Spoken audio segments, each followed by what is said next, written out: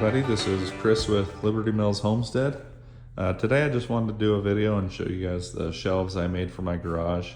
There's one set here, and on the other wall I've got another set over there. We just moved into this house, so things are kind of messy. The garage didn't have any storage, so I wanted to build some storage so we could organize things and make things a little bit cleaner. We also have these metal shelves over here that I bought from Home Depot or something like that.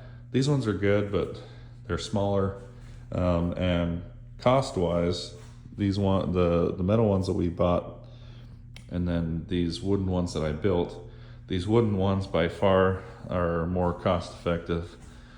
I got the basic plan for these shelves on the Anna White website. I will put a link for that in the description if you guys are interested. Check that out. Got the basic plan on there. These shelves are very customizable. You can customize the dimensions to fit the space you need or the size you want. In fact, these two shelves I've got here are different sizes. The one over here was probably the easiest to build just because I didn't have to do as much cutting.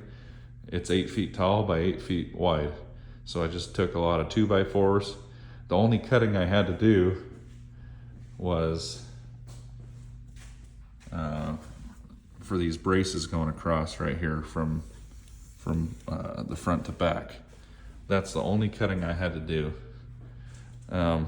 This one over here, I did have to trim it down. It's not 8 feet wide because the door and the light switch over there, I needed to trim it down. This one is about 7 feet 2 inches wide.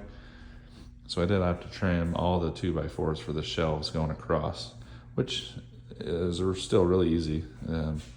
Just takes a little bit of time is all. So this one you're looking at here is 8 feet tall by 7 feet 2 inches wide, and the shelves are 24 inches deep. The one over here, the shelves are 17 inches deep.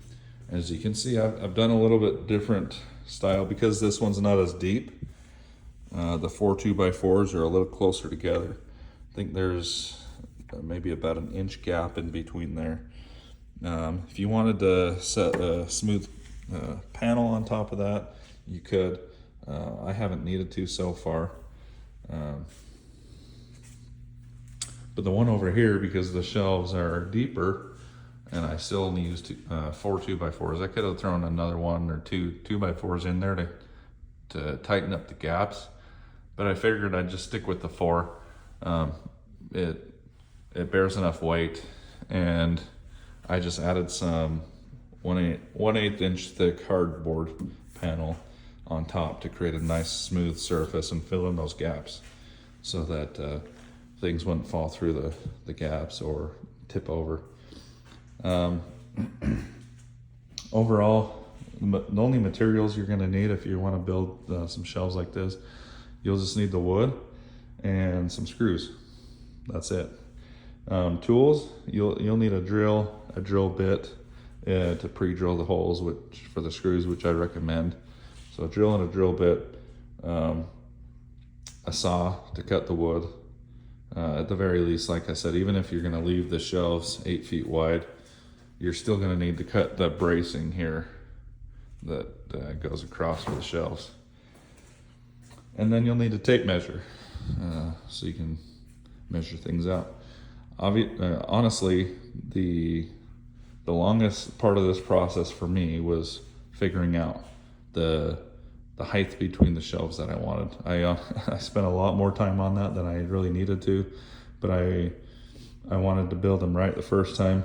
Then I realized after I built them, well, if I ever want to adjust the shelves, it would actually be really easy. I don't even have to take the whole thing apart. I just need to unscrew the screws for one of the shelves all the way across, unscrew those front and back, and then move the shelf up or down. So the way I designed this one over here, I wanted the bottom shelf to be high enough that it would fit 2 of these 5-gallon buckets underneath. So we've got some of those buckets for food storage and other things like that. The shelves, the next 2 shelves above that will each fit 1 bucket, or they'll also fit, and I made sure that they would be tall enough to fit a tote in there. And then the one on top of that was just the leftover space. It's a little bit bigger, which I wanted that anyways.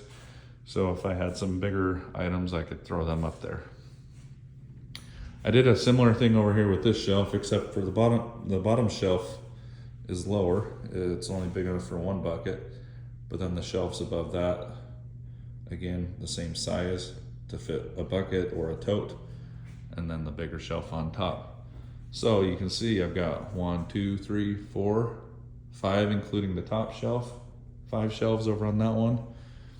I've only got 4 shelves on this one because the bottom shelf is a little bit higher. Like I said, these shelves are really cost effective compared to the price of the shelving kits you can buy at Home Depot. I think any experience level could build these shelves.